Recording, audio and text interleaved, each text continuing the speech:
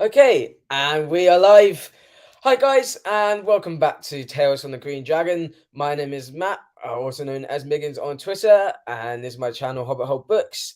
And Tales from the Green Dragon is a series where I get to interview some of the best authors in fantasy right now. And I am very, very excited to introduce you all to the wonderful Jeff Speight. Now, Jeff and I have been friends on Twitter since I won an audiobook of his first book, Paladin Unbound, which ended up on my top 10 of 2022 list. It was absolutely fantastic. Jeff started off being inspired by fantasy classics such as The Hobbit, and then progressed onto a steady diet of D&D role-playing. His current adventuring party involves looking after 3 boys, 3 dogs, and a bearded dragon, because you all know you have to have a bearded dragon or any kind of dragon to be a fantasy writer. Now, Jeff is like a superhero. During the day, he works as an investor, but at night, he transforms into super cool dad and author as he imagines up classical inspired fantasy worlds. Jeff, how are you? Good. How are you, Matt? Yeah, doing good. It's been a nice evening, nice day. Yeah. Good. Thanks for having me on. Yeah, no, it's great. We've been trying to do this for a while because Yep. ever since I've been reading Paladin Unbound, I just keep thinking back to it, and I remember my experience of listening to the audiobook so vividly. So it's a wonderful book. So thank you for gifting that to me and writing the book. It's awesome. Well, my pleasure, and thank you. I really appreciate the support and our friendship that we've formed over the time we've gotten to know each other. Yeah, no, it's great. It's being part of the community and interacting with authors and other content creators and booktubers. It's just amazing. I wouldn't change a thing. So thank you all for being so welcoming and interacting with us all. Yeah, So I you're guess one of the bigger surprises for me actually coming out of publishing my first book was how great and supportive the community is. It's been a really nice surprise to become a member of it and look forward to growing it further. So mm, yeah, and it's I mean it's a kind of relatively small community as well, which is really nice. You can once you kind of get in the middle, everyone kind of knows everyone, and yep. I mean recently it's kind of changed a little bit with Twitter, with the algorithm. I don't know what's going up with that, but Yeah. there's people that I haven't seen in a long time just because of the way it works. But generally, it's such a close knit community, which you don't often find. The internet's can be a mean place, but this is kind of like a community of a really nice spirit to it. So, Yep. Agreed. yeah. So I guess a good place to kind of start is just kind of tell us a little bit about yourself and your life up to this point. Yeah, and you'll have to excuse one of the dogs barking in the I was gonna say background. yes. Yeah, We can it's verify the dogs kind of exist. unavoidable, kind of unavoidable around here. Anyway, so a little bit about myself. I grew up uh, out on Long Island in New York.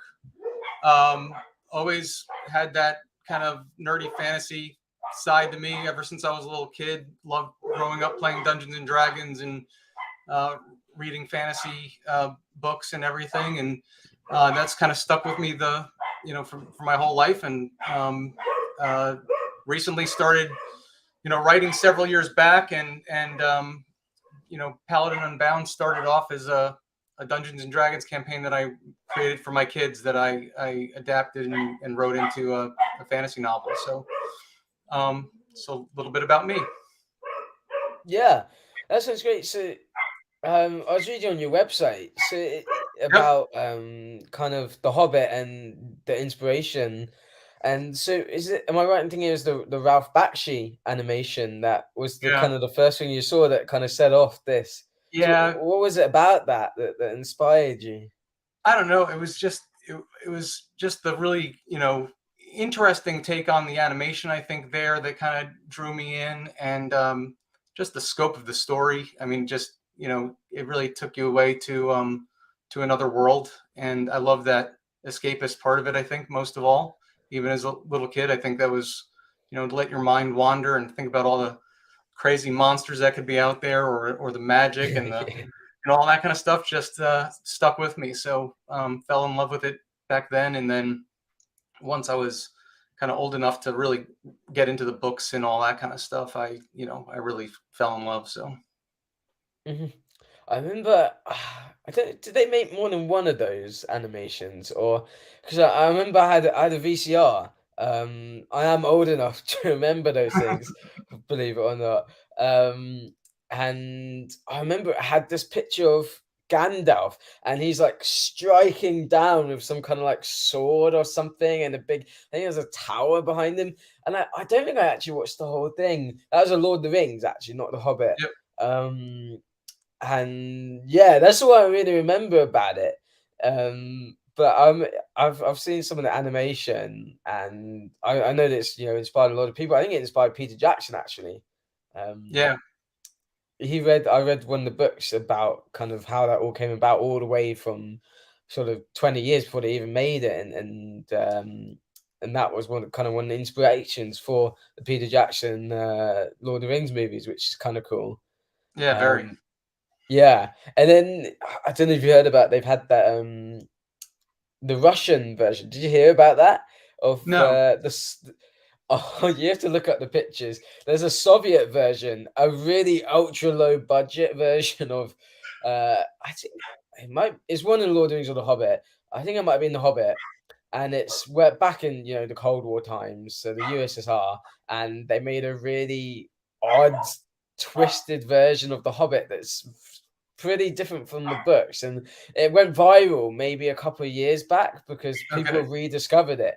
I think it's made Hmm. in about the early 80s, and it's just this really weird depiction of Gollum, and it's like nothing like the books, just the Wow. bare bones. It's quite funny. I'll have to do some searches for that. That sounds Yeah, funny. I'll have to share it with you later. Yeah. Um, yeah, so you started off kind of watching things such as The Hobbit and playing D&D from a young age, and then but what inspired you to kind of take that leap into writing your own kind of things? Was it kind of writing as a DM or something like that, or?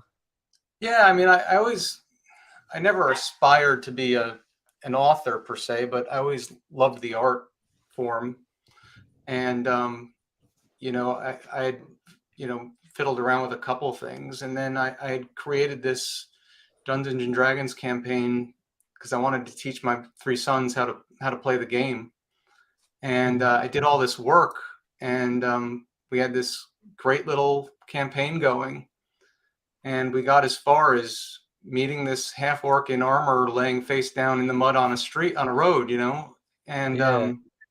and then my kids were like, let's start a different world, and I was like, wait a second, I did all this work, and they were kind of off to different things. So I decided I Kids wanted to say.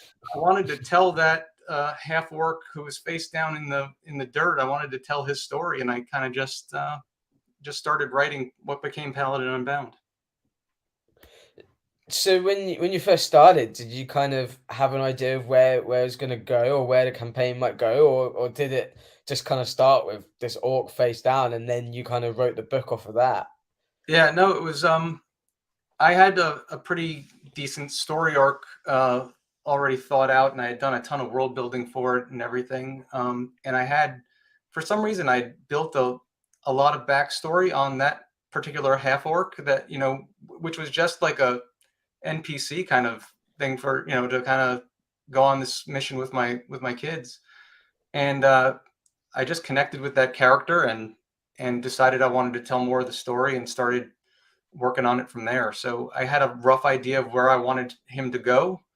Um, it's the road has taken a couple twists and turns along the way as I've kind of been telling the story, Yeah. but it's been a fun process.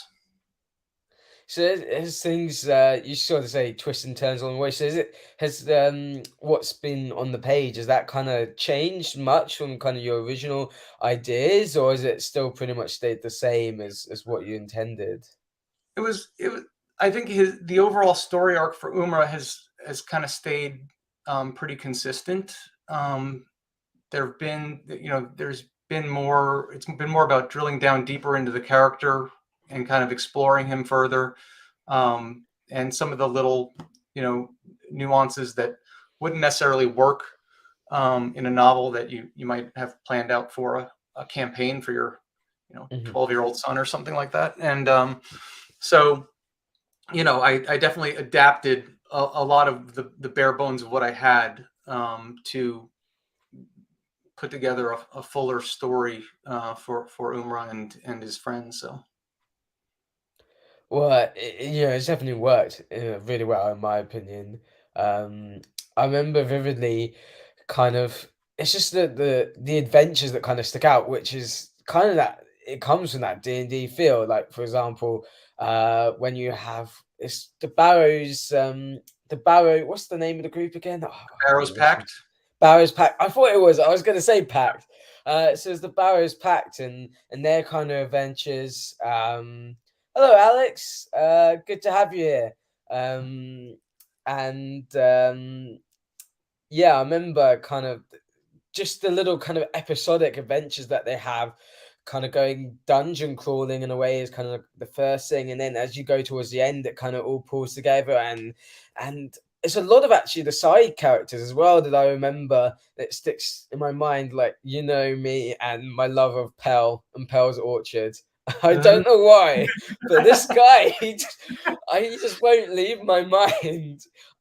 Maybe it's because I was listening to it at a really difficult moment for me in my life, and I was basically kind of just staying in my room the whole time at uni when I was at uni at the time, and the only time I go out is to go and get chicken from the takeaway, and it was like a Mhm. 2 mile walk to this takeaway, and so I'd put Paladin Unbound in, and I don't know, maybe it was just that kind of the time of life that I was in that it kind of really Yep. stuck with me. But this guy Pell, just this really good natured guy, he stuck with me. I think that's something that you do really well, is that you manage to create these fun episodic adventures that feels like a D&D kind of campaign, but then bring it all together, and you don't lose the side characters in that. And Umra is a really kind of standout main character. So yeah. Thank you. Yeah, it's funny. A lot of people who are reading it thought Xavier Pell was going to turn out to be like this evil mastermind Yeah, kind of character. I was waiting for that. Yeah, and he's just a nice guy that has Yeah. an apple orchard, and it's kind of the history behind that apple orchard is interesting. It's kind of mentioned in one of the epigraphs at the beginning of the chapters and stuff like that, and Mhm. so there's a history to the Pell family, but he's just a good guy they meet along the way that gives them a little help, so. Yeah, and I think that's something that often recently we don't find so much, because I think quite often recently in the fantasy genre we've had sort of grimdark, which Yeah. is on its way out, but I think it's kind of shifting a little bit, and but it still kind of seems like the really popular thing, and people have kind of gone off classical fantasy quite a bit. People are kind of like, oh, a kid with a prophecy from a little tiny village. Oh, I've read that 100 times.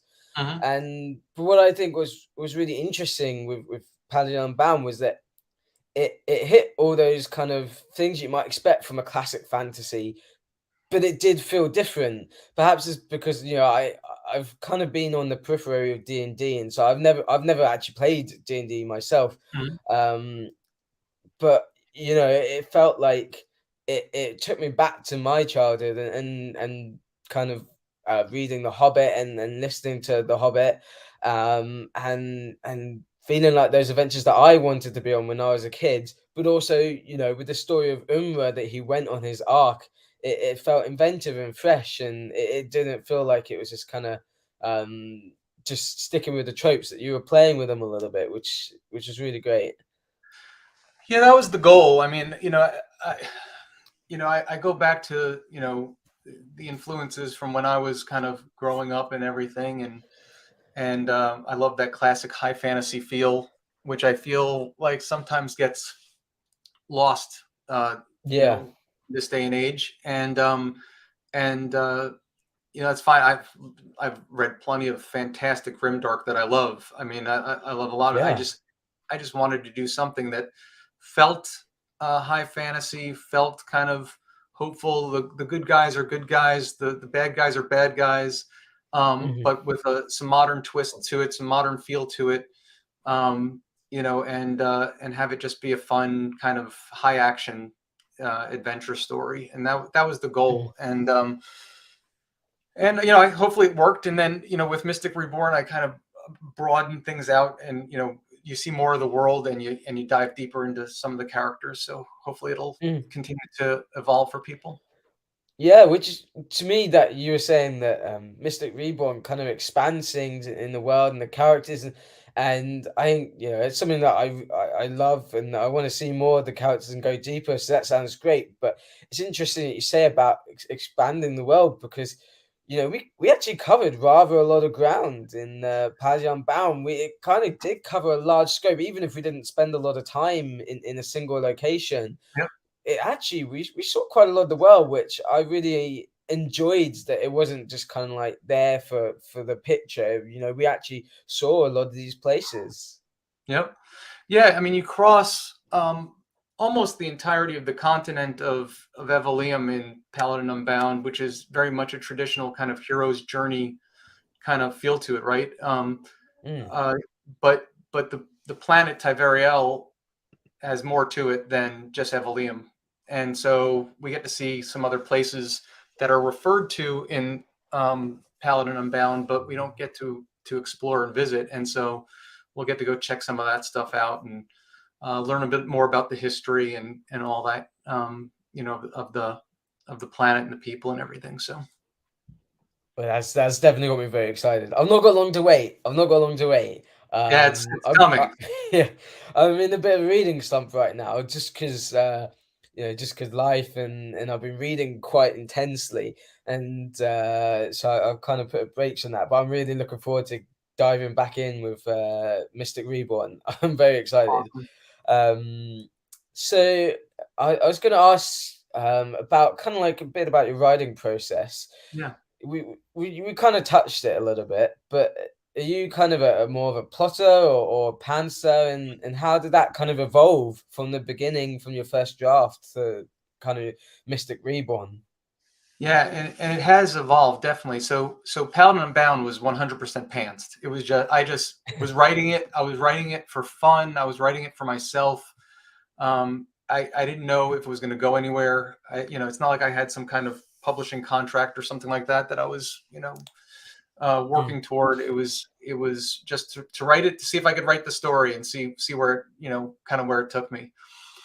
And so that was a really fun, great process. But what I found was that it resulted in pretty heavy editing after it was all done, right? Because Yeah. you're just kind of writing and having fun with it. And then you realize, well, that doesn't quite make sense, or, whatever. And you have Mhm. to kind of go back and really do a lot of work. So, and then once I decided to go ahead and get it published, and then with it kind of coming out, I decided I started working on Mystic Reborn, and I really realized that I should kind of formalize this story arc a little bit more, and so I did some outlining, Mhm. not too crazy, not tremendous, because I really do like the process of letting the story kind of take you where it's going to take you, right? And that's Yeah. half the fun for me, is not necessarily knowing like, oh, wait a second, I wasn't expecting to do that, and then it opens up a whole new you know um, road for the characters or in the story and everything. And Mhm. so I've got the broad brush strokes all laid out and everything, and have some detail of the points to hit in between there. But I like to kind of keep it loose and just have some fun with the story as I go. Yeah, I mean that's something that I hear a lot actually, and it never really made sense to me at times when I kind of thought, well, hang on a minute, how can just kind of a lot of authors say that the book kind of writes itself, that like they'll come up with things that were unexpected, Hmm. and like the characters tell you where it's going. I used to think that doesn't make any sense, and then like surely you're in control. And then I started writing a little something myself that I don't know what's ever going to happen to it, and I'm completely pantsing it. And I suddenly realized what you guys meant. It's really crazy because I literally have no idea where it's going, and I'm just enjoying kind of riding out of whatever comes to my mind, which Yeah. like you say, it's probably going to involve a lot of editing afterwards. And that's the thing. Often I find that I go back to it and then I'll edit like what I've written before I even start. So I won't actually end up writing that much more because I'm just going over what I wrote before. But you have to have kind of a discipline, I guess. So is there kind of Yeah, like a routine for you? yeah. I mean, I think the whole point of the first draft is just to get the story out, right, and just get it out of your head and onto paper, and it's not going to be great. It's not going to be anywhere close to what you'd think would be a finished product, but you get the story out, and then you go back, and it's amazing how many times you go back through and you're like, oh, this is a great spot to have these two characters interact in a certain way, which will add to the tension for that future thing that now I know that's going to happen. So Mm, now I go back and I can kind of dive a little deeper here, and it'll make sense and everything. And I think yeah. the key is like when you're in a point of view of a character, you really have to you're living in their brain at that time, right? And so Hmm. their thoughts and everything can change as things are happening to them and as they're doing things and interacting with their world, right? And so sometimes the story does surprise you because you're saying, how would the character whose point of view I'm in would react in this situation, or what would they do under these circumstances? And it might take you a little bit away from where you thought you were going to be going with it when you were thinking about it, plotting from in your own head, right? And so Mm. once you get into the character, they can take you on a little bit of a ride. Yeah, I think that's just the fun of it. So was there a point in which, because I guess from the sound of it, you just kind of started writing it, and then what was kind of the turning point that you kind of decided, maybe I want to make something of this. Maybe I want to actually publish this, rather than it just being for yourself or your family and friends. Yeah, so I finished it, and I don't know what that meant at the time, but I finished what I thought was the first part of the story, right? Hmm. And I didn't know what to do with it. I shared it with a friend of mine who's a published author, and he took a look at it, and a couple months later, I got together with him, and we were sitting out in his backyard, and he's like, "So what do you want me to do with this, story you sent me?" And I was like, "I don't know, just Mm. check it out when you get a chance. No big deal. I just kind of wrote it for fun. I just would love to hear your thoughts on it." And he said, I'm just kidding. I finished it already, and I think you should get it published." And that was the first time it really Wow. that it dawned on me, like maybe maybe I should. I didn't know how it would be received or whatever, if it was good. It's always hard to critique your own work, right? Yeah.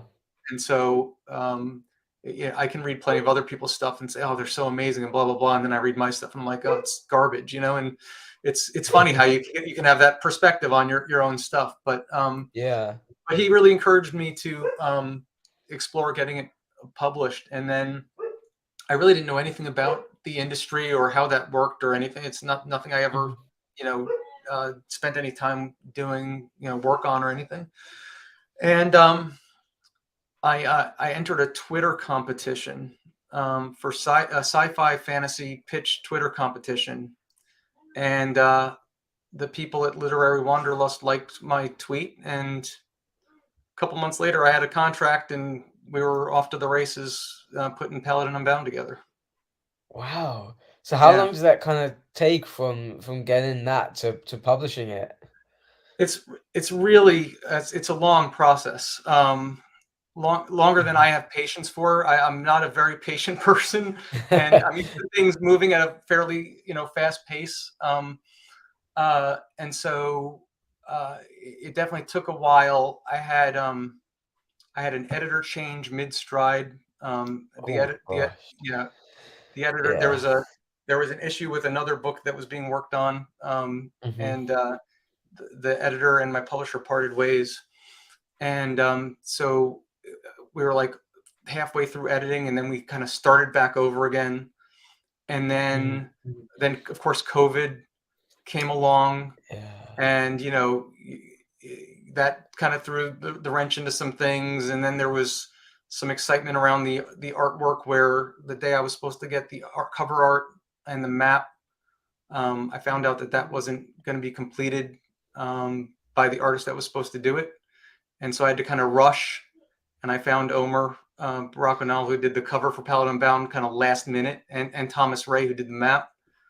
And they both stepped up big time to help deliver a great cover and a great map for me. Yeah, And, I love that art.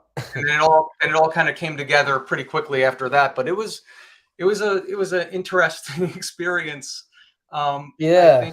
I think that all those little lessons you learn along the way and all those little hiccups and stuff, I think they all help to make the story better. I think that without my current editor, the book wouldn't have been as strong. I think without Omer's cover art, I wouldn't have caught as many people's eye. Without Thomas's map, I mean, which came out amazingly. So I think, it's funny how things can kind of just work out for the better sometime when in the moment they could seem, like you can't believe it's happening, right? But Yeah. it worked out well. Mystic Reborn was a lot smoother because I had all that kind of lined up and I didn't have any of those changes to deal with, and the process was very easy relative to Paladin Unbound. Yeah, well, that's what I was going to ask next. How has it kind of changed with Mystic Reborn?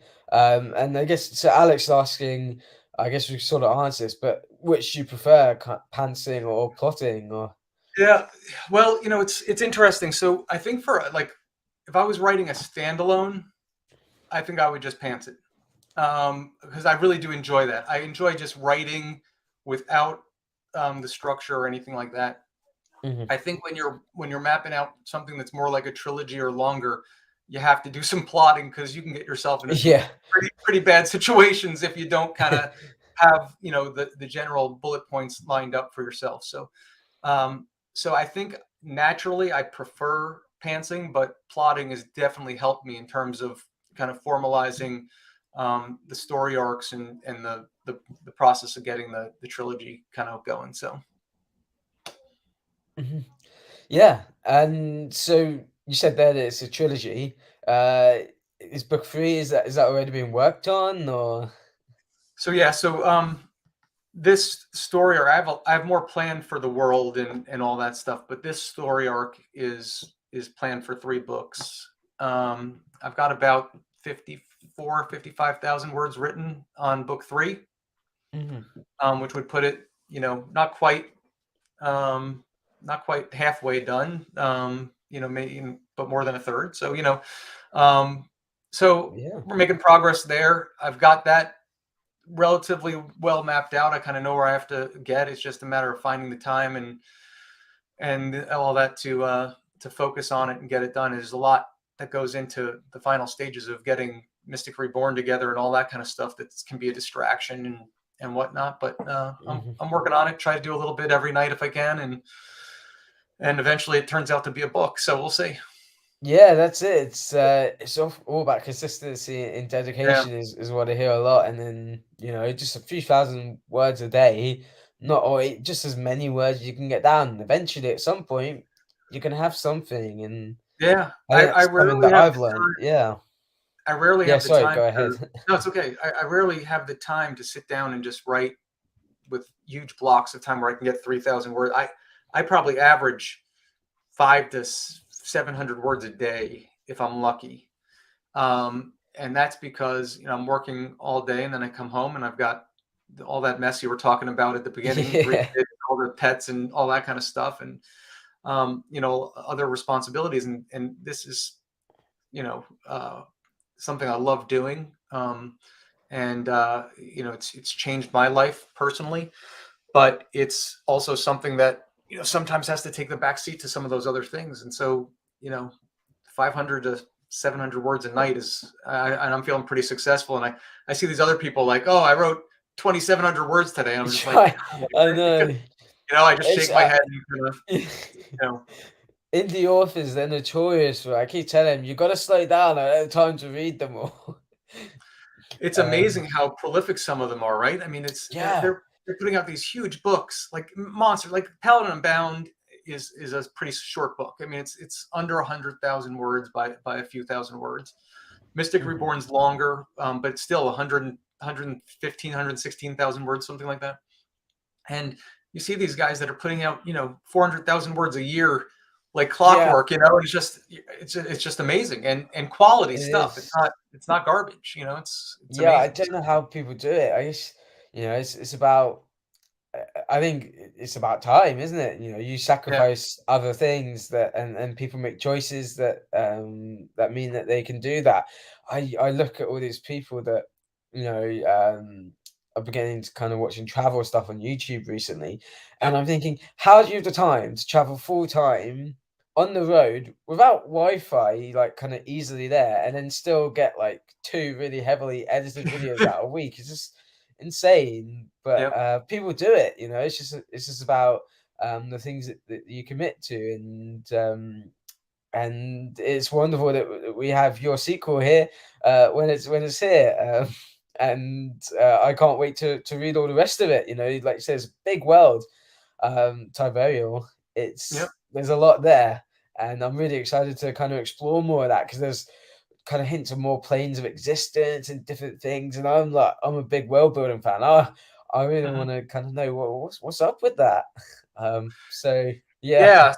Yeah. There is a lot to explore. There's a lot of history, different time periods that are definitely worth exploring. There are a lot of different places on Tiveriel, and there are other planes that of existence that could be fun to play around with. And there are other characters that I've developed that I'd like to spend more time with and do more with, either ones that showed up in Paladin Unbound or that are mentioned throughout the story. So there's a lot of fun stuff to pull on. So we'll see. With all that kind of inspiration there to kind of pull on, do you still deal with writer's block from time to time, or? Um, I don't I don't really deal with writer's block. I've never really had a problem. I've never sat down at my desk and stared at the screen with the blinking cursor or something like that nightmare that you think of, writer's block, right? And Yeah. I've definitely had times where it comes more easily than others, and times where I'm really just kind of in the flow and just, I know where I want to go and it's just coming really easily. And in Mhm, times where I struggle, and I find that the times where I struggle, it's usually because I'm struggling with the point of view that I'm in and the motivation of the character and knowing the character well enough to really know what's driving them and where they're trying to go and what they're trying to do. And so sometimes I just have to back up and say, okay, this is in so and so's point of view. What's driving them in this scene, and what's and just really kind of get into their mindset a little bit, and then that kind of works its way out. So mhm. I think a lot of what is writer's block is maybe not getting into the character's head as well as you need to be to really tell their story and to see things from their point of view. So that's been Yeah, my and sorry, go ahead. no, that's it. Um, I think it's quite a difficult job when you think about it because, you know, if you sort of think about other kind of creative industries, entertainment industries, you kind of got different things like actors, directors, and producers. And they've all got different roles, but an author's kind of all that in one. You're setting the scene, you're describing the scene, you're filming it, so to speak, through your Hmm. words, but then you're also being the actor. You're getting inside the character's minds. You know, you have to do all that in one. That's not an easy thing. Yeah, no, it's a challenge and it's great. I mean, to bring these characters to life and to have them interact and to get into fights with yourself, while you're sitting at your desk in your own world and everything, it's a lot of fun. And so I've really enjoyed it. Like I said, it's really changed my life. It's been probably some of the best therapy I've ever had. Just having It's having a interesting. time to escape, sit down, go into my world, and let everything else kind of just fade into the background and focus on, oh, I'm in Umar's mind today. What's he doing? Or I'm in, Lauden's mind or Shadow's mind or whoever's point of view I'm in, Mhm. and just letting everything else just kind of melt away and just focus there. It's and beating up some bad guys. It's get some of that aggression out, and Yeah. it's been fantastic. I've really loved it, and I couldn't imagine now, not writing regularly. So So there have been things that are kind of like from your day-to-day job. So you're an investor, right? yes. Or at least that's what you used to do. So Mhm. have there been things that you kind of brought in from that that are, like indirectly inspired your work, and same with the other way around? Have you kind of brought things from writing that you've learned and brought that into your day job? Yeah, there's very little overlap. I have taken a couple personalities I've met along the way, and that I thought were like interesting to build a character off of, and played around with that. Otherwise, there's not been too much crossover. I think that my day job, it's very analytical. It's very kind of high paced and demanding, and then Hmm. writing is the complete opposite for me, where it's something I can relax while doing. It's very creative. It stimulates that other side of my brain, and it allows me just to escape for a while. And so I think they work well together because they're so different and they don't overlap that much. I think if they Yeah, overlapped a lot, I feel like it might be like leaving work and coming home to work, and yeah. I don't want it to feel that way. So Well, I definitely know that I couldn't do the job that you do. I am not analytical in the slightest. And you sort of see these things on YouTube. It's like, oh yeah, you can earn £1 million from a £10 investment. They make it sound so easy, and I'm like, I am not touching that with a 10-foot barge pole because that's all nonsense, probably. But yeah, yeah, those kind of things rarely happen, but they can. It's a really humbling profession, because you realize, no matter how smart you think you are, or how hard you've worked on something, or how well you know a company or whatever, there are always things you don't know, don't understand, and you don't have a crystal ball. And so, mhm. regularly you just get reminded, how little you actually know about the world, and how things operate and stuff like that. So it can be Yeah. humbling, but it's also been something that I've had a passion for a long time, and I enjoy doing. It's just it can be very demanding at times.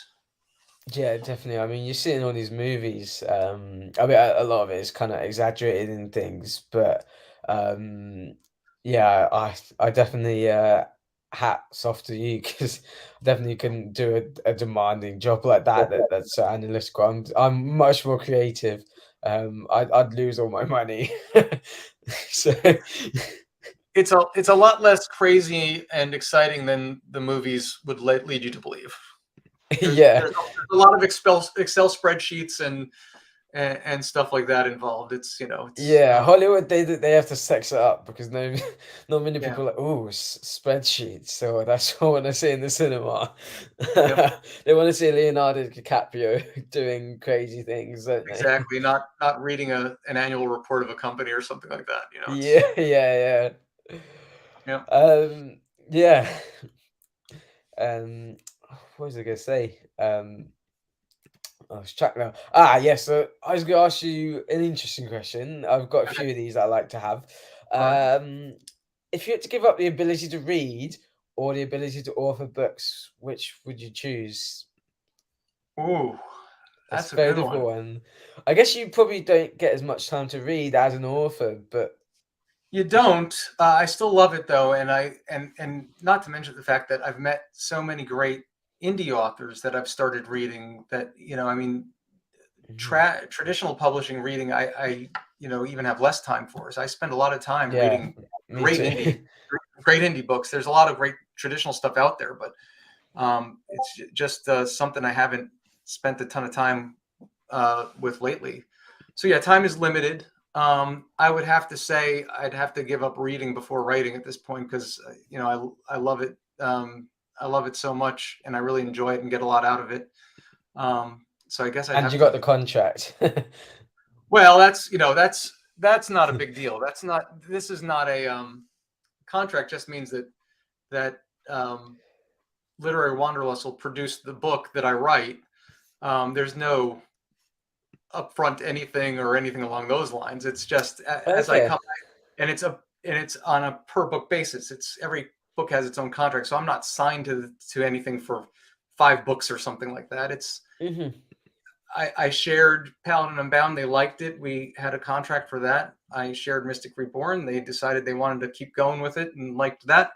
And we'll see. They could say that they don't like the third book and not want to do it. I don't know. Hopefully that's not the case because I've had a great Yeah. experience. great experience with them, and I like working with them. But we'll see. But it's not some big thing that encompasses all my writing efforts or anything like that. So. Mhm. So, obviously you're a big fan of D&D and things. Yep. So, have you kind of done campaigns in this world, or do you kind of try and steer away from that and keep that separate now, or? It's funny. Well, the original campaign that I had done for my sons took place in this world. It was all kind of built out and Mhm, everything.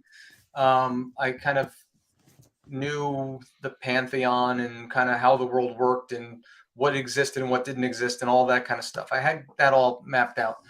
A few friends have actually asked me recently if I'd like to DM for them, and I was thinking about doing something in the world, but in a different part of the world, outside of Evelium and stuff like that. So we'll see. I might do that, but again, it's when do you find the time to do these wonderful things like play yeah. D&D?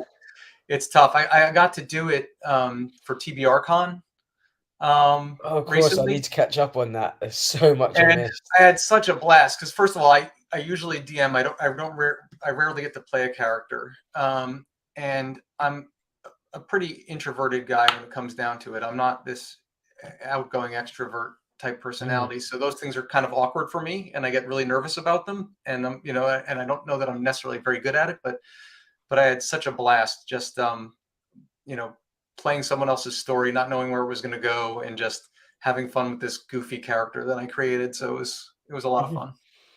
It's been wonderful kind of seeing the rise of more kind of narrative D&D podcasts and things with Oh yeah. obviously Critical Role is the main one, but I've been listening to this wonderful one recently called it's called Of Dice and Friends, and I'm Okay. about 9 episodes in, Hmm. and it's fantastic. I'm just coming to the end of their sort of first campaign, um, and I'm not a player of D&D. I don't have the friends that play that all the time, but to be able to listen to that as if it's and kind of follow them along the adventures, I love that.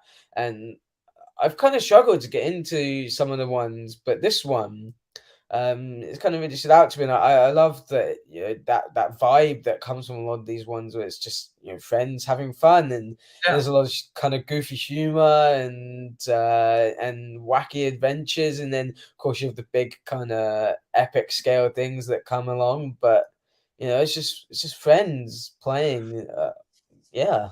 Yeah, and it's friends who are a kind of cooperative storytelling, right? Which is great. They build this whole thing. Yeah, you have a dungeon master who built the world or whatever, or if it's a homebrew kind of thing, or taking them on this adventure. But at the same time, it's all those characters interacting with each other and the world and the NPCs and all that stuff. They're really collaboratively storytelling, and that's what I always loved about it, is that there's endless opportunities for you to do something different. You don't know how things are going to play out, and there might be an idea of where the story is going to go in the DM's mind, but it rarely follows the script the way they'd like it to. They do all this Mhm. planning as a DM. You do all this work. You lay out this whole thing, and the first thing the characters do is see something shiny and go that way. And Yeah. you're totally off course, right? But you'd actually probably like it a lot. And there are a lot of ways to play online and stuff now. With people, you don't have to have 8 friends Mhm. around a table at home or something like that. You can play online and join existing teams, or find new teams and stuff like that. So it's Yeah. pretty cool what you can do now. It's something I'd like to get into. I just so wish I had the time. That's the thing, isn't it? It's time because with Yeah. work, I used to be into a lot of film and TV and things, and now I'm barely catching up. I never watch anything anymore. I'm just reading or Mhm. I'm at work, and when Yep. I'm on my break at work, I'm reading. It's crazy. And then when I work, I normally work in the evenings, which is where most people do their D&D stuff. So it kind of means Mhm. I miss out. So it's quite nice that actually I have a flexibility a lot in my work, and I do like kind of being able to work at night, and when the store closes, we just get to kind of do our own thing and take our time tidying up the store, and you get some time to have some thoughts yourself, and it's nice. But then also, with that flexibility comes the inflexibility of not having the weekend off and not having the evenings to do these kind of things. But it's Yeah. been great to still be a part of the community as well, and then something I'd definitely love to get into at some point. But I was going to ask about, how do you think storytelling differs on a author kind of scale to storytelling as a group, as a cooperative, and as a DM in D&D? Yeah. Well, I think as an author on your own, you have complete control over the story, right? If you don't want it to go one way, it's not going to go that way. With with uh with a game like D&D, the characters do have some say in where it's going to go, and you can try to steer them along the path you want them to go or whatever, but they don't you can't necessarily stop them from running up to the vampire and fighting it when they're level 2 if they want to do that, right? It could, Mhm. so it's so I think you have more control as an author, because everything's coming out of only your mind, and into your computer or whatever.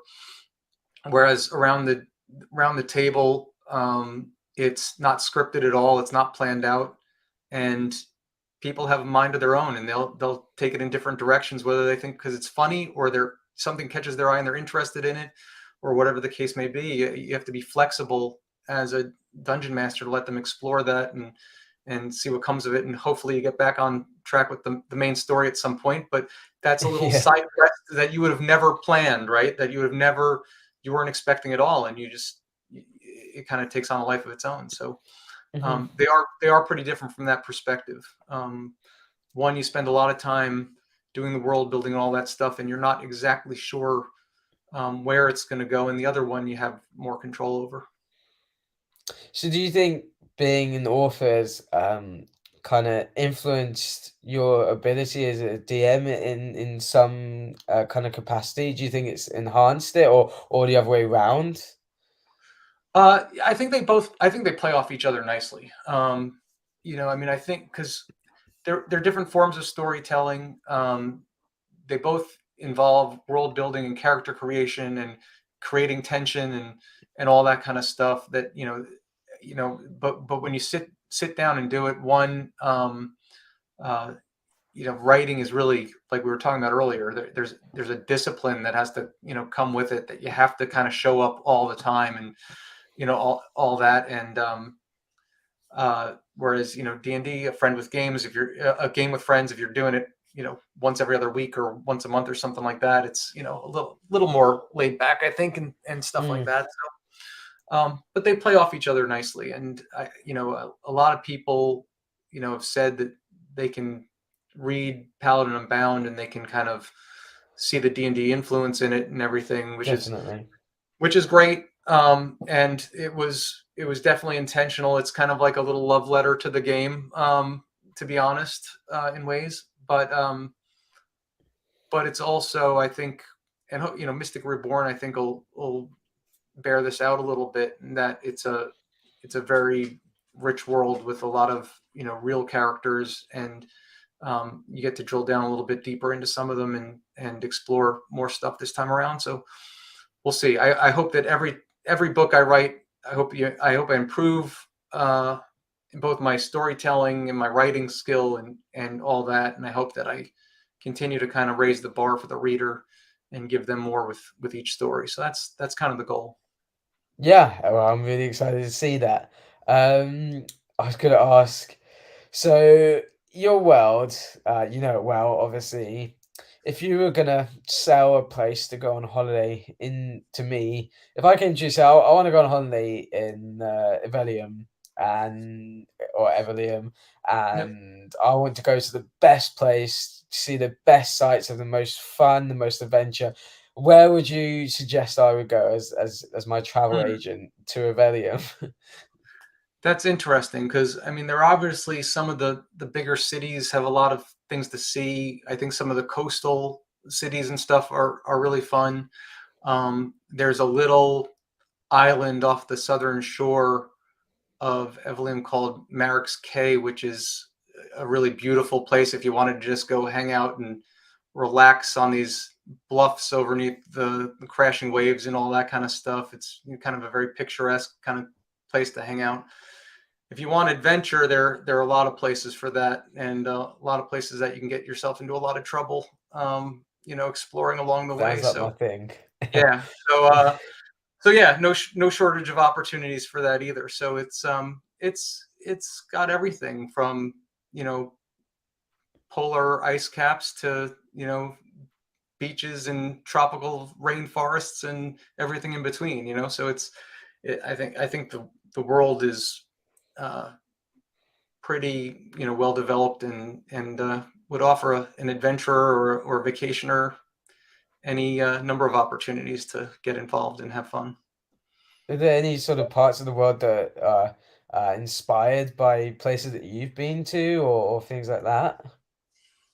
Um, let's see. That's a really good question. I don't really think so. I don't think that there are any places that I was like, oh, I want this to feel like, you know, uh, whatever. I don't know, Florida or something like that. Yeah, Um, I don't know if I want to go to yeah, the Florida um, Rebellion.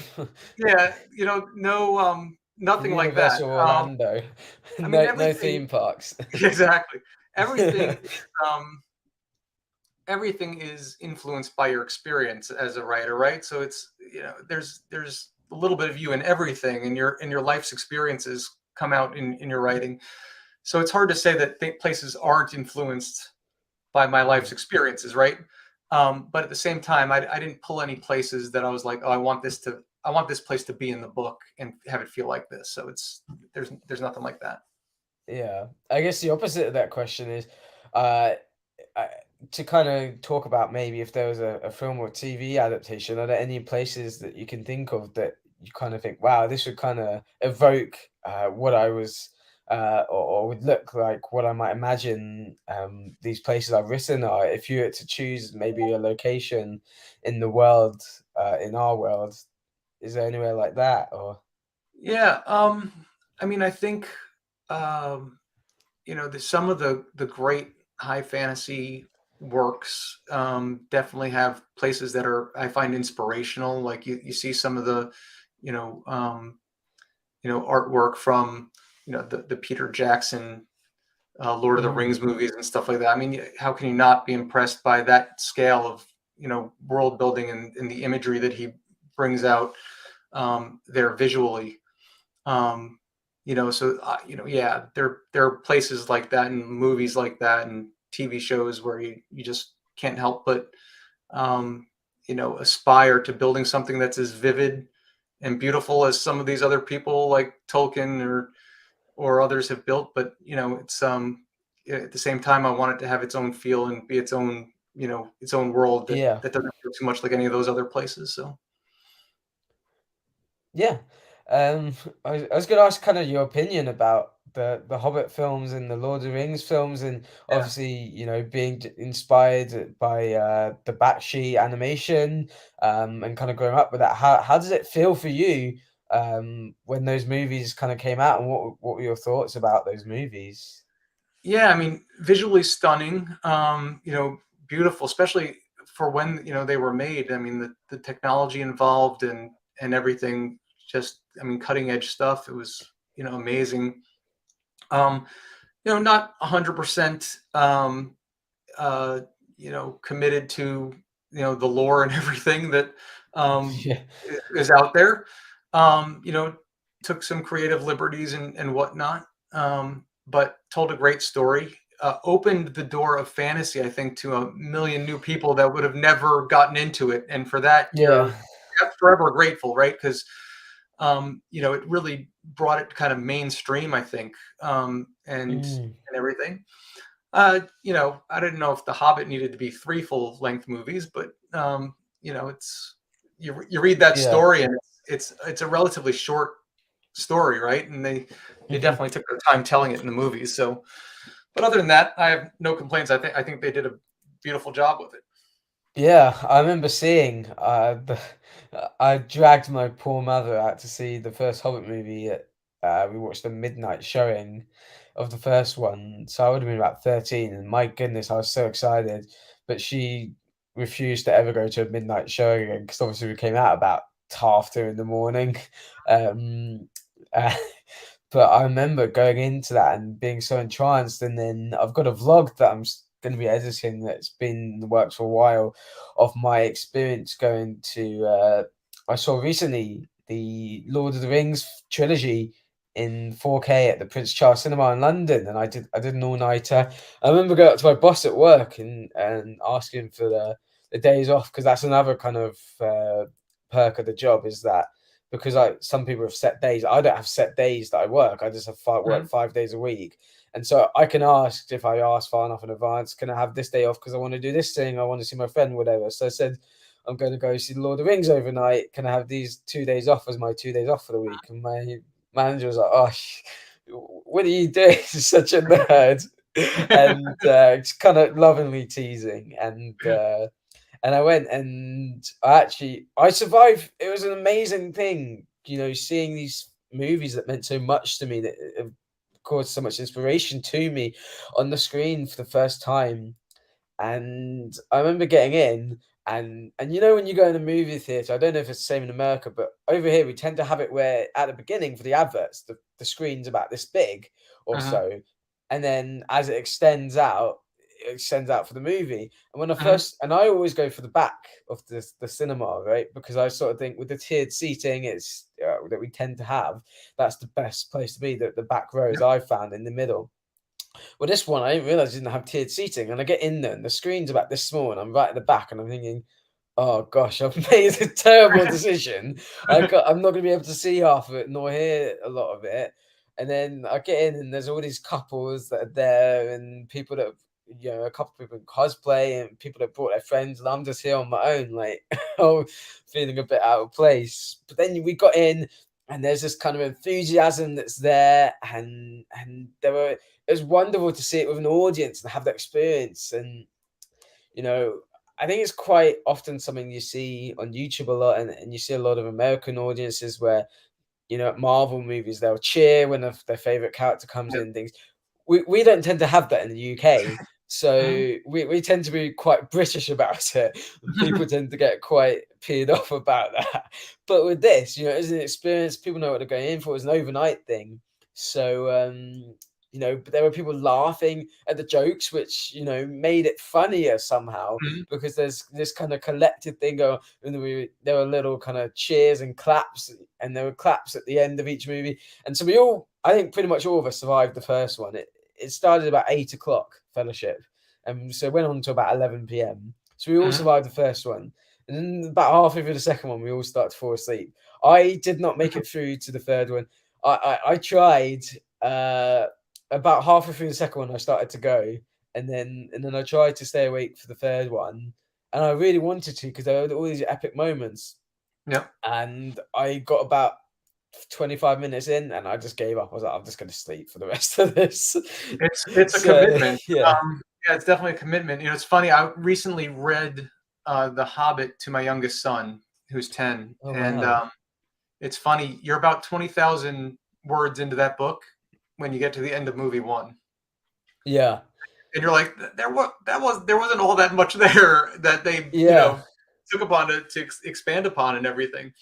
And it's amazing how they expanded that for the movies. So Yeah, it's interesting. I guess I have a little bit of a. I know a lot of people don't tend to like him as much. I guess I have a little bit of nostalgia for it because they were the first movies that I saw in the cinema, the Hobbit films. It's literally only recently, like I said, that I saw the Lord of the Rings for the first time in the cinema. I was only about 1 when the first one came out, or 2, um, and so I think there are a lot of problems with the movies, but I always have a soft spot in my heart for the Hobbit movies. And I watched this guy. I found this YouTube video, and it was called something like "How I Fixed the Hobbit," and it's a sort of 30-minute video essay all about the Hobbit movies and how this guy fixed it, and he's created his own edit of it. And what really kind of struck me with this guy was he wasn't coming in and trashing the movies. He was saying, "Look, these guys really." Peter Jackson, he had the heart for this, and they really put their everything into it. The difference Absolutely. was that he, although he loves the source material, his heart wasn't in directing the movie. His heart was in producing it, and when he'd step in at the last minute, and they didn't have 3 years of pre-production like Lord of the Rings. They were making stuff up on the fly, but you can clearly see the love and attention that went into the filmmaking, and that there's a great movie in there. And he offers it if you go and email him. He offers this kind of a fan cut that he's put on Vimeo, and you got a password, and he's made a fan cut of all 3 movies. And I think he's done a fantastic job. That's probably the only way I'm going to go see those movies now. It's like I only watch extended editions of the Lord of the Rings. I will Yep. probably only watch this fan edit of Lord of the Rings of The Hobbit, because I think he's really kind of kept the heart of what made it special and what Peter was great at, but kind of edited out things. He's color graded. He's kind of cut a lot of the cartoony stuff. It Yep. was great. And he's really friendly as well. I thought emailing him 2 years after the video, I thought he's not going to reply, but no, he replied and then gave me access to the extended cuts he did as well. Wow. Yeah, lovely guy. I'll have to Did I check ever that out. tell you? Yeah, I'll send you the link. I was going to say, did I ever send you or tell you about the Hobbit audio book that the fan made audio book? Did I ever tell you about No, that? no, no. So I don't know if you know, there's a Lord of the Rings audio book project. Basically, this guy called Phil something, guy called Phil decides that he's going to make a sample of what if someone read the Lord of the Rings audiobook, but did the voices from the movies and did the music from the movies, and it blew up. And so he made a commitment to do all 3 books, which took him about 5 or 6 years to. It's just one guy, and Phil Dagrash, that's it. And he did all 3 Lord of the Rings books. And this was about 2012. This is about when the Hobbit movies were coming out. And it became sort of a fairly kind of popular thing. And then somebody called Bluefax came along, and he was inspired by this guy, Phil. He did Lord of the Rings.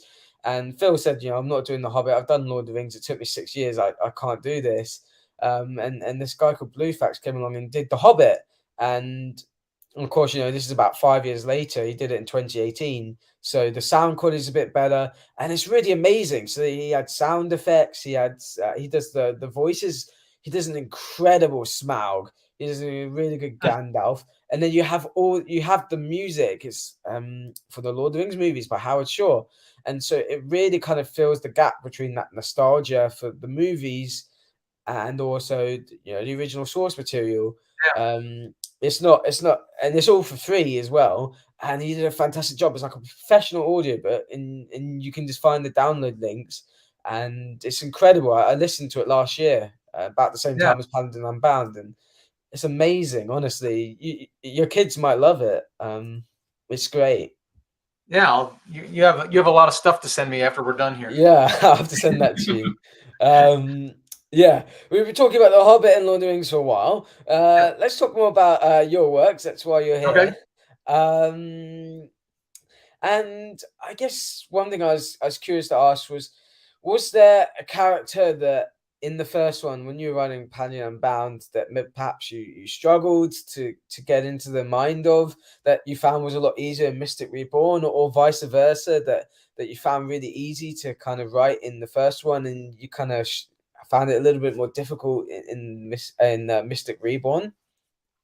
Oh, it's interesting. That's a great question. Umar was pretty straightforward for me. I think that actually one of the more challenging characters for me in Paladin Unbound was actually those scenes when I'm in Gromley's head. I don't know why, but I just I struggled with some of those. He has increasingly important role throughout Interesting. throughout at least Mystic Reborn.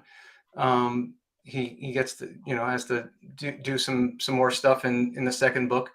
And I found him a lot easier to write in the second book than he was in the first. There's not a ton of him in the first, but those scenes, I remember those being somewhat challenging. And I think it's because I didn't, spend enough time with, like I said earlier, spend enough time with him and really get to know what's driving him. But he's the Zeristar kind of dwarvish folk that, and he's left his homeland, which is this mountain, called Mount Anvil, out on an island off the western coast of Evelium.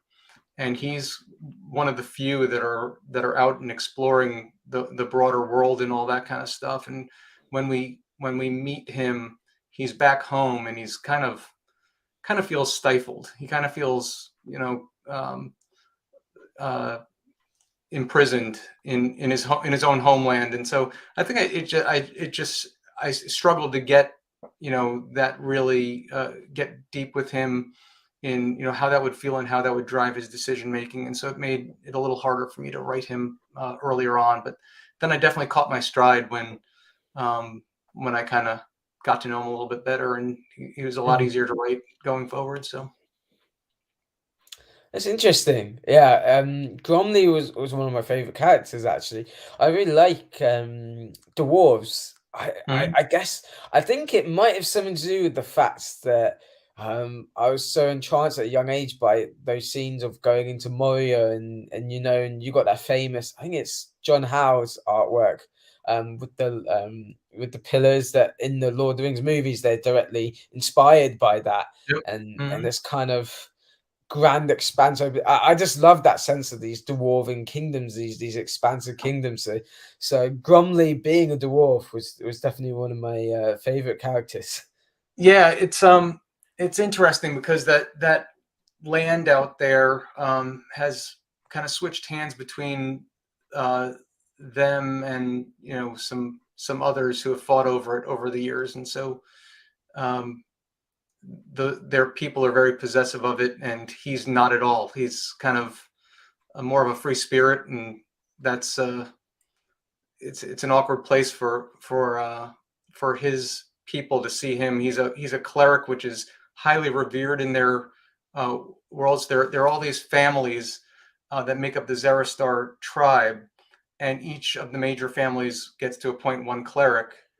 And he's the cleric from his family, who's like the senior most family, the most prestigious family in the kingdom. And yet he wants really nothing to do with it, even though he's been appointed to this role, kind of forced into it by his father and all that stuff. So he's kind of really wanted to get out and see the world, and that's kind of looked down upon by his people. So he was an interesting one to get to know a little bit better and to write from his point of view. So. Yeah, and it's interesting that you have such a variety of characters that you have to get into your head. And I was thinking yesterday, this or the other day, I often have these random thoughts when I go to work. My my mind's always ticking, and so hopefully this makes sense. But we we always write characters as very, or what we would term as human, right? Even when Umra is a half orc. We have creatures that we write that they take on anthropomorphic qualities. Um, but even when they're really random, out there, inventive creations, we still write them as what we call very human characters. And um, I don't know. I was just wondering. I thought that was very interesting. That I was wondering what it kind of looked like, perhaps if we didn't write them so much as human, and yeah, I don't know. That's just kind of a random thought, but you get what I mean? Yeah, I do, and I think it's a lot of that comes from our own limited perspective and experience, right? We only understand the human condition, therefore we write from that condition. Even when you write Mm. a character who's half orc and has or something, has very different experiences, you tend to draw more on the human side of it, I would guess. In Umra's case, it's funny. One person complained. I don't know.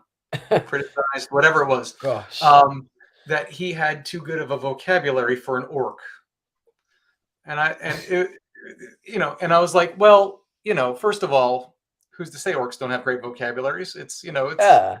It's my world. Maybe orcs are Orcist. all, really super well educated. Yeah. I mean, right? So anyway, besides the fact that, he half orc and was raised in a church from when he was 4 on, Mm, he had a very different experience than your average orcish child, I would imagine, has growing up in their part of Evelium. And so, so yeah, he does have more human influence because of his upbringing and everything. Because he was, his family was taken away from him at a very young age, and he was the only survivor of a raid on his village, and he escaped and was raised in the church and everything. And so he's had a very different life experience that has been more driven by the other half, than the orc, the human half, not the orcish half. And mm. I actually play around with that a little bit. That theme as the books kind of go on, and that tension between the two sides of his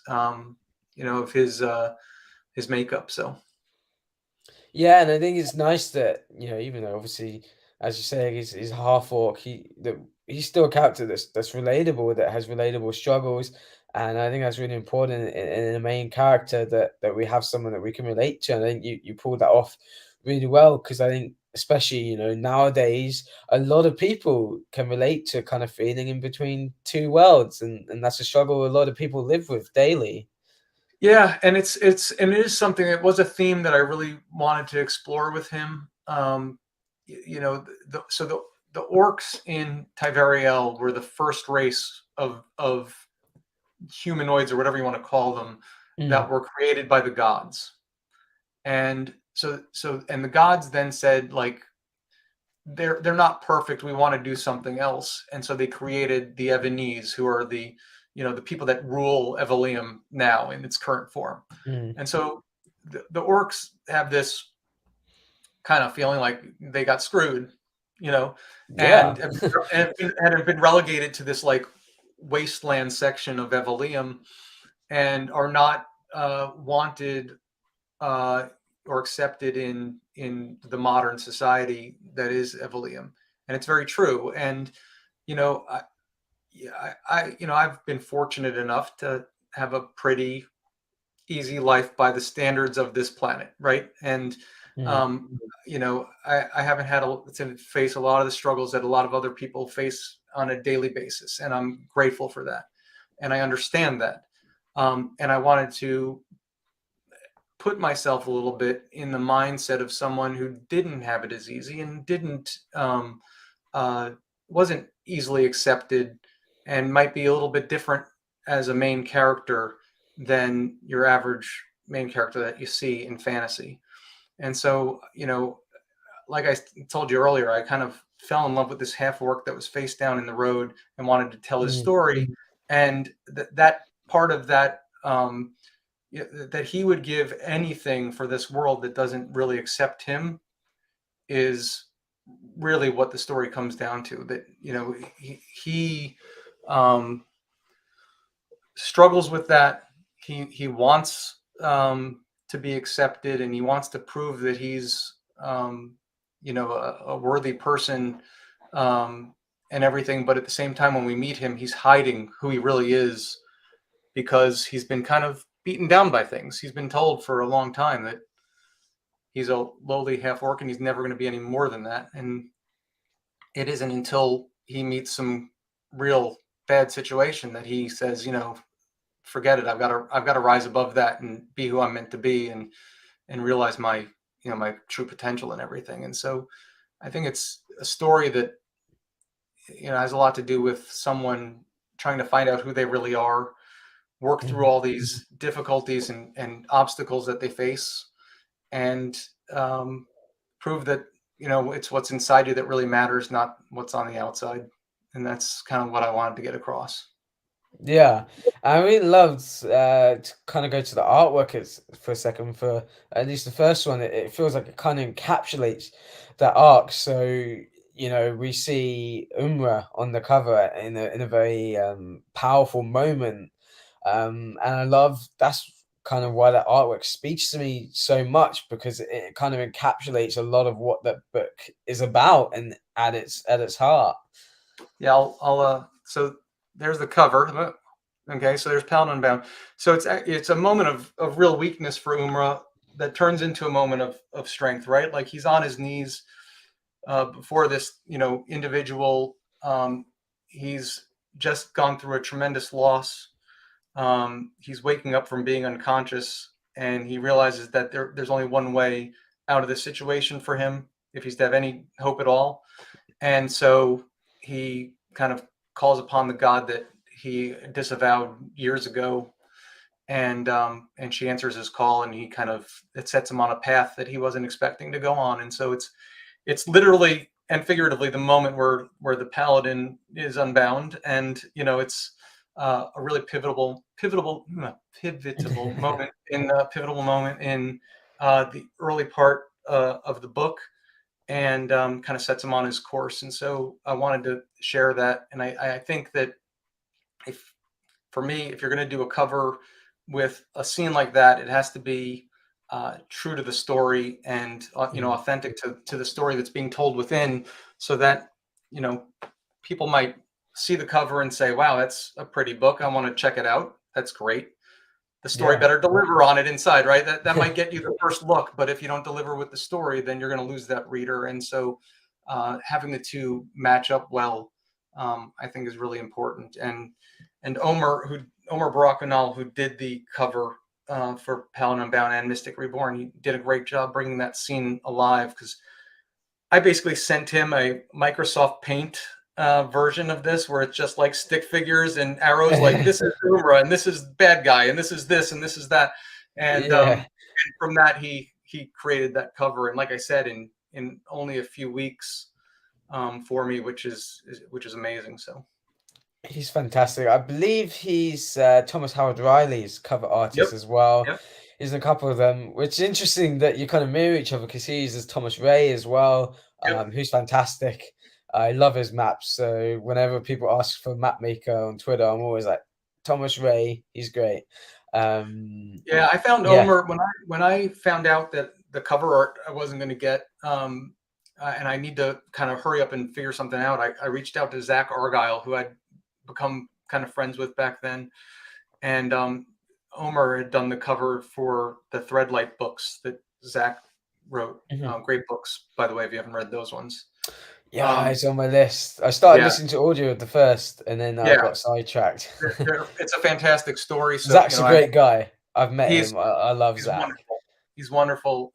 He's been a great help to me. He's a little further down the path than I was, with things, and so I really kind of annoyed him probably quite a bit when I was just getting started to kind of learn the ropes of being an indie author and all that kind of stuff. And he was really helpful, and he said great things about Omer, and that he was great to work with and everything. And Omer was willing to do a short turnaround on the cover, and I couldn't imagine it any other way at this point.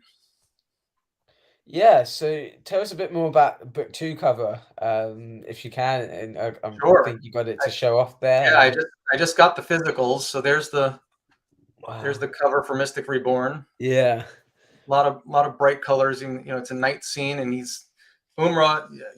He's standing there with his sword out before something that looks an awful lot like a dragon, and he's got wings, which he didn't obviously have in Paladin Unbound. So he's a little tease. yeah, it's a little tease, and I really wanted to show, where there was a moment of weakness on the cover of Paladin Unbound. This is very much a moment of strength, and Mm. so it's kind of showing a little bit of Umer's evolution as a character, and as he kind of comes into his power and understands what he's really capable of. Mystic Reborn starts off a couple years after Paladin Unbound ends, the magic system is based on suffusing metal, and so with a little bit of a god's power, right? And so he has a connection with his god, and when we meet him, he's a platinum paladin, meaning he's suffused a precious metal platinum with part of his god's essence. We meet him at the beginning of Mystic Reborn. It's a couple years later, and he's suffused rhodium, which is kind of right up there at the top of how the magic system works. And so he learns that he's got some new abilities and new skills and stuff like that along the way. And so yeah, he has some nice wings on the cover of the book. So looking forward to being able to check it out and read all about why and how he gets them. And I'm very excited. Yeah. And so you're writing book 3 now, and that's Yep. kind of the close of the trilogy. How does that feel for you? Is it kind of in a way emotional, or are you excited that you get to explore other stories within the world, or? It's a mix. First of all, I mean, it's interesting because with Paladin Unbound, there were no expectations whatsoever. I was just writing for fun, and I wrote a story, and it turned out to be, Paladin Unbound. Great. With Mystic Reborn, all of a sudden there are expectations. I've got to deliver a second part of the story. There are people out there, thankfully, that enjoyed Paladin Unbound and are looking forward to reading Mystic Reborn. And I want to make sure that I, fulfill some promises to them in terms of delivering something, high quality and fun, and keeping a high pace, very action oriented story, and everything, and delivering on that while growing the characters and the world and everything. And so with book 3, I'm hoping to, notch that bar up, one more level and make it even more epic and more of a larger scale, bigger bad guys, stronger good guys, some epic fight scenes and stuff like that. And it'll have a bit of a different feel, I think, than the first 2 books, as kind of Umra and the characters evolve and the world kind of changes. And so it's a little bittersweet because I've loved writing this character, particularly Umra. I've kind of have a soft spot in my heart for him. I don't know if this will be the end of him altogether as far as focus of my writing, but it's the end of this part of his story, and I am interested and excited to explore different parts of the world and different characters and different time periods and realms and all that kind of stuff, because I did build a pretty expansive world here and everything, and I've got all kinds of little ideas that are popping up in my head that I want to explore, and I want to deliver the close of this story arc first, though, and do it right, and hopefully leave everybody satisfied with his story. So did you kind of obviously you got the connective tissue of Umra's arc across the 3 books, but is there kind of an overarching story of the books as well, that at least this first trilogy, that you kind of dropped little hints and bits in the first one? Yeah, you'll see things unfold in book 2 and in book 3 that are either mentioned in passing in the first book, or in the epigraphs at the beginning of the chapters, or or what have you. So yeah, they kind of build on things. We learn more about the history, and we learn more about that day in the prologue of Paladin Unbound, when the gods kind of finished their war and kind of set Taveriel on its way. So we learn more about that, and from different points of view. And so I think there's there's a lot still to be written and read in this world and in this story arc, and it all does kind of come together in one cohesive story for both Umra and for kind of what's going on in the world around him. So do you have a kind of, I mean, I know you said you've had multiple timelines. Do you have kind of idea of, what if I do kind of come to an end, this is the last thing that I want to write as my journey as an author, or Oh, that's a great question. No, I don't think I have. I don't think I have a final story in the world. As you know, at the beginning of each chapter, I've got these little blurbs that kind of are looking at the archives of Evelium, right? That by Mhm. nature of it, it's this is a story that happened a long time ago in this world, and all these texts and things are uncovered by some future civilization that is then putting together these stories from way back in the past. And this first story that I'm telling is the story of Umar the Peacebreaker. And so, at some point, is there a way to explore that future society that's found all these things and everything? What's going on then? I don't know. Maybe there's something really cool to do, in that time period. I'm not Mm. sure, but I've got a lot of time to work with, and we'll see. There are definitely, I know there are a few things that I really want to explore further. There are things in Paladin Unbound that I didn't get to spend a lot of time with, and it wasn't appropriate to spend a lot of time with in that story, but that I think people would really enjoy learning more about and hearing more about and experiencing, spending more time with certain characters and everything. So there's a lot, that I've got kind of laid out, but we'll see. Right now, I'm focused on getting Mystic Reborn out the door and writing Yeah, book reader to wrap that up. that's great. I can't wait, to dive into it. I think it was really great that sometimes the world building can be uh, overshadowing kind of the main plot as a whole in some books, and that becomes, especially right now, it's a big thing, which I mean I love as a world building fan, but I know a lot of people, for sometimes they feel like the world building is like the main attraction, and there's not much there. But I thought it was really kind of balanced, that there was enough there to keep me interested in asking questions, but also you kept a focus on the main story. And it was interesting that I was going to ask about, because there's kind of different flavors in there at times. We kind of have a little bit of a horror tinge at Yep. certain Yep. moments in the first one. Are there any sort of plans to kind of do more of that, or sort of bring other sort of genres in a little bit and play around with that? Yeah. Well, Tavariel it has a very high fantasy feel to it, but it has this dark underbelly kind of Mm, stuff going on, right? And there are some horror moments in Paladin Unbound, which is intentional. I grew up loving horror and loving vampires and zombies and all that kind of stuff, and so mm, so I do like a little bit of horror mixed in with my fantasy, and we'll have a few moments like that in Mystic Reborn, where hopefully I can elevate that kind of tension feel for a few scenes. And so I like that. Are there time periods that would lend themselves to be more horror and less fantasy? Yeah, I think there are.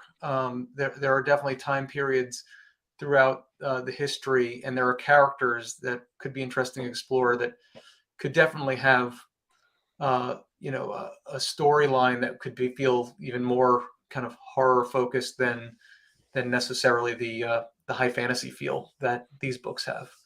But for Umar's character and for what he's going through, and who he is, the high fantasy feel with those horror underlays I think, are the right notes for him. But mhm. might feel different for a different character in a different time and place, right? So Yeah. Well, great answer. I definitely loved kind of the horror tinge vibes, and it did kind of add as well to that classic D&D kind of feeling, that kind of dungeon crawling. I really love that, because it's a way for me to experience that as someone who's not had that experience of sitting around a table or playing online with a group of friends. So it's fantastic to kind of get that feeling from that. I was going to ask you just a little fun question that I yep. ask a few people. If you could be a hobbit for a day, what or well, a day, a week, what would you do if you were on a holiday and you transformed into Hobbit and you were in Hobbiton? What would you do, or just in Middle Earth? What would you feel like you'd be doing? I mean, I think a week at the Shire would be pretty nice and relaxing, right? I mean, that seems like a pretty great place to hang out and live. You know, what would I do specifically? That's a great question. I don't know. I'd probably sit on the edge of the river and just do some fishing, just hang out, and Yeah, with my Hobbit friends, and as I long as think, it's not Smeagol. yeah, well, yeah, Don't go fishing with Smeagol. that didn't end well. Yeah. But I love fishing, and I love those peaceful moments in life and stuff like that. And I could see, if you had a day and you could be hanging out with your Hobbit friends and doing something like that, that'd be great. How about yourself? What would you do? You know what? It's an interesting question to ask back to me. Well, I've actually been to Hobbiton. Okay, This is actually behind. This you're isn't my you're there right picture. now. Yeah. Oh, yeah. Yeah. Yeah. Yeah. It's getting very toasty. I'm getting my hair singed a little bit. This isn't actually my photo, but this is a photo from inside the Green Dragon. They've actually built it, and I've said this before a couple of times on this podcast, on these interviews, that it's a really kind of cool place to go visit. At the time when I went, you couldn't really go in any of the Hobbit holes, but they've now made it so that one of the Hobbit holes is an Airbnb, I think, Mhm. which is kind of cool. But what would I do? I think, well, the first thing I'd do is I'd go to Farmer Maggot's field and try and get some of his crops, and then I would really like to.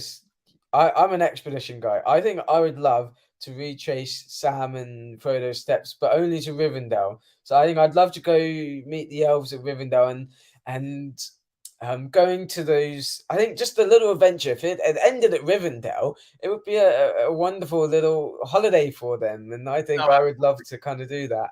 yeah, no, that would be great. I mean, you could imagine if you grew up as a Hobbit in your own little part of the world, and then you got to leave that part of the world and go see where the elves lived and all that kind of stuff. I mean, fantastic, right? Yeah, and Alex is saying, "Would you take a draft of the only beer for the brave and true?" No, I'll be the one on the tables. I'll be the one singing. I'll be there with them. I don't think I'd last as long as Gimli. I'll give him that. But it's great when you go to Hobbiton, you actually get, or at least when I went, I don't know if now with the cost of living crisis they do it, but they used to give you a free beer as part of the tour or cider, and it's actually a Mhm, rather wonderful cider, and it felt mhm. quite a novelty being, I was only 19 at the time, so I was still quite new to drinking, so it was quite nice to go do that. I guess it must be weird for you hearing that because it's 21 over in America, whereas Yeah, we're yeah. I was 19. I was drinking my cider in the Green Dragon. um, that's awesome. yeah, it's great. And actually, what's interesting is that I've got pictures. The bit in Fellowship of the Ring where there's a tree, and it's part of the kind of the montage of Sam and Frodo going through the Shire, and there's a tree, and I think it's Frodo that's in the tree smoking his pipe, and Sam's kind of making some bacon underneath the tree, and they've got a picture of me sitting in that tree. I did a tour of Wellington, and a lot of this stuff is literally 5 minutes drive from the city centre. Mhm. They just filmed it in like the local forest. It's crazy. Helm's Deep was filmed in a quarry that I saw from across the other side of the road. They literally Wow. just built it in a quarry that's Yeah. about 20 minutes drive outside of Wellington. It's insane, but yeah. Very Yeah, cool. it's very cool. I'm very lucky that I got to go do that. And to tell you one thing that I haven't really said before, I don't think, is I went to the place where they shot Boromir's death. It's near Really? Queenstown. Yeah, Huh. so I went on a tour that it went to where they filmed Beorn's in the Hobbiton movies, Yep. in the Hobbit movies, and we also went to the place where they filmed Boromir's Death. It's about an hour outside of Queenstown.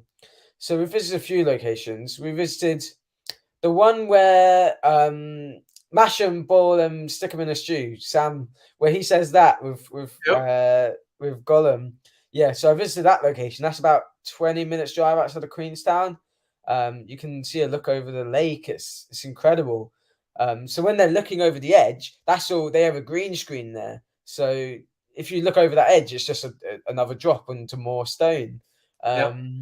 And then you kind of drive about another 40 minutes and you get to where they filmed Beyond. It's an animal kind of a horse kind of farm. And Hmm. then about another hour down the end of the road is where they filmed Boromir's Death, and I got to take a picture by that tree. So yeah, it's fascinating getting to Sounds like go a do great that. I trip. loved it. Yeah. It was. It was. I was very blessed to go do that. I think if I go next time, I'll probably go up to you can do up to the Rohan. It's about it's a full day trip, Hmm. and they take you in 4x4s, and then you hike about an hour or two up to the top of the hill where they built the places of Rohan. It's really cool. That's the only place I didn't get to, but yeah. That's really awesome. Yeah, so it's a magical place, New Zealand, I'll Yeah. tell you that. It's definitely on my list, but it's a long flight. Yeah, it's a very long flight. Although I think it's actually got less since I went. I seem to remember when I was a kid, it was about 32 hours. When I Hmm. went when I was because I went for my uncle's wedding when I was about 8, and then when I went when I was 18, it took me about 24. It was closer to 24, 25. Um, so I think they've kind of I guess I don't know whether they've been able to fly there quicker, make it more efficient. I don't know, but Yeah. yeah, it's still a long flight. Yep. But believe it or not, I actually don't mind long flights. So um, You don't have 3 kids to fly with. yeah, yeah, it's very true. I was just watching. I don't know if you know the British sitcom classic one, Faulty Towers, on the way back from. It's a classic sitcom with one of the Monty Python guys. Okay. On the way Hmm. back, on the way there, I was trying to watch The Quiet, the one with John Krasinski. Hmm. I can't remember what it's called. I didn't get through it in the end. Yeah, yeah. The flight on the way back felt a lot shorter. I don't know why, but yeah. Do you fly? I guess you guys are used to more flying because America's me. I'm like, oh yeah, the top of the country. It's only about 6 hours drive for you guys. That's not very. That's quite far. Yeah, I travel quite a bit for work, so um, it it hasn't quite bounced back to the levels it was pre-COVID, but it's still Mm, on the road a bit for work. So I'm pretty used to traveling, and business travel isn't as fun as personal travel. It's yeah. some people think it sounds glamorous, but it's you land, you have dinner, you go to your hotel room, you get ready for your meeting the next day, you go to your meeting, you get back to the airport, and you fly home. It's like you might as well do it anywhere. It doesn't really matter. You rarely get to Mm, experience the places you go to, but you do spend a lot of time on planes. Personal travel, yeah, I love traveling and seeing different parts of the world and everything. And now that the kids are getting older, hope to do more of that and everything. So, yeah. What kind of places have you been to when you're traveling? uh, well, I've been, let's see, a lot of places around the U.S. I've been to Amsterdam, which I loved. Mm, Been to London a few times. yeah.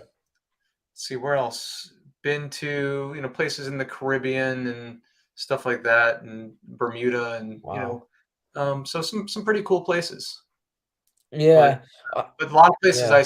I still haven't had an opportunity to go see, and there's a lot of history that I'd like to experience firsthand because you don't get that much of a perspective on that stuff in America because we're pretty much a baby, compared to Yeah. a lot of the rest of the world. So It's interesting. It always blows my mind when you hear, because being in England, a lot of this stuff is really old, really ancient, and to hear Americans go, "Oh my goodness, this was over 500 years old," and I'm like, "What? That's young. That's young to me. That's new." But you yeah, know, Yeah. Yeah, you have houses with like, built in 1784, and it's like, Yeah. That's yeah, like normal. exactly. Well, I mean, it's not well, maybe for the upper class, but it's not that unusual to find places with a lot of that history around here. Yep. So, yeah, there's a lot of places that I'd love to visit in America. The only problem is they're so far from each other. So, Yeah. Yeah. yeah, I would love to do something Pan American. All the way up from Alaska, all the way down the Pan American Highway. But then you kind of have to go all the way down the East Coast. Is it North? No, West Coast. So you can't West just Coast. follow the West Coast, but there's also stuff that I want to see on the East Coast or in the middle of the country. But Sure. we'll see where I get to. But Yeah, it's a lot to yeah, cover. yeah, yeah. At You've got least a we lot of your can. own traveling coming up.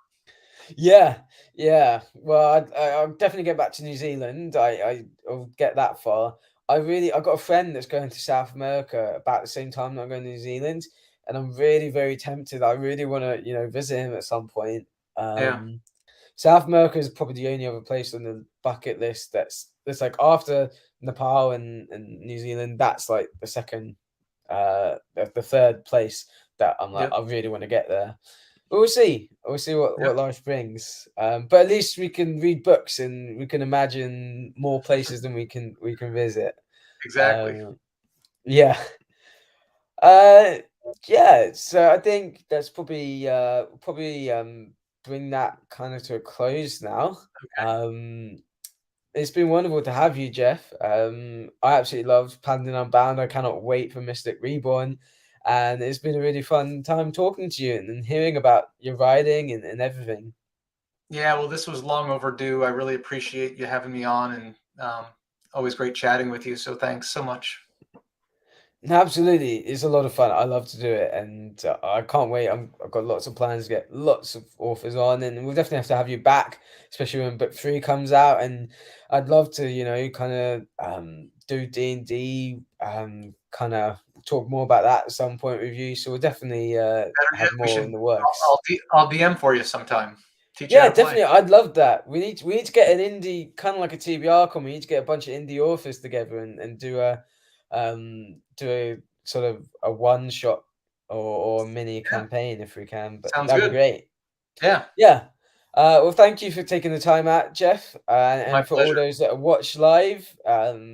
I really appreciate each and every one of you for coming to the channel and getting to see some of these authors. I love getting to share new authors, especially indie and self-pub like yourself. Before you go, is there any authors that you know of that you would like to kind of share that you feel are maybe under the radar that you'd love to kind of let people be more aware of? Yeah, I mean, we touched a little bit on Zach Argyle, which he's a great guy, Yep. great author. Peter Hartog, his first book, Bloodlines, I'm reading now, and another great person and a great story, great writer. More of an urban fantasy, really, really fun stuff, detective, murder mystery kind of stuff, Ooh, thriller. It's a okay. neat story. On the sci-fi side of things, Jonathan Navarre.